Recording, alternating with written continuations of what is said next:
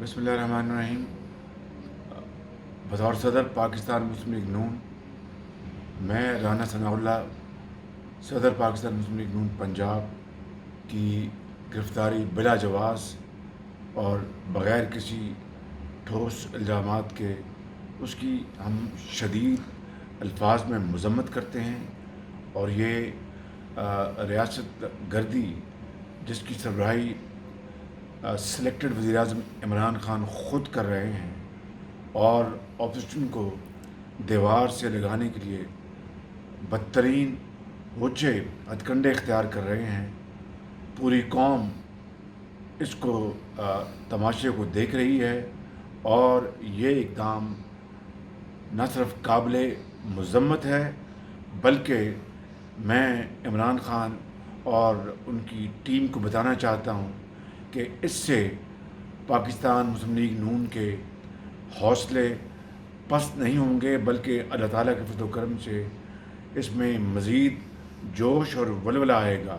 और इमरान ख़ान साहब, नुकसान आपका होगा, आपकी हुकूमत का होगा, बजाय इसके कि आप जो बजट में गरीब मारी और गरीब दुश्मन और मज़दूर दुश्मन, किसान दुश्मन, तालिब इल्म दुश्मन, दुकानदार दुश्मन, सरमायाकार दुश्मन जो बजट लेके आए हैं, बजाय उसको आप ठीक करने के बजाय और शर्मिंदगी इख्तियार करने के बजाय आप मुखालफिन के ख़िलाफ़ इस तरह के जो हथकंडे इस्तेमाल करके आप हमें दबा नहीं सकते।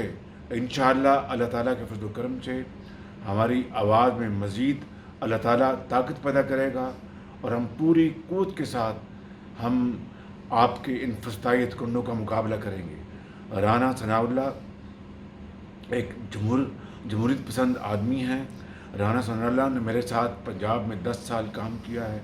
मैं जानता हूँ कि वो जमहूरियत के दाई हैं और मैं जानता हूँ कि वो जमहूरी निज़ाम को तक़वीत देने के लिए हमा वक्त वो कोशा रहते हैं। और अगर इसकी सज़ा ये PTI की हुकूमत और इमरान ख़ान उनको देना चाहते हैं तो वो एक बड़ी गलतफ़हमी का शिकार हैं।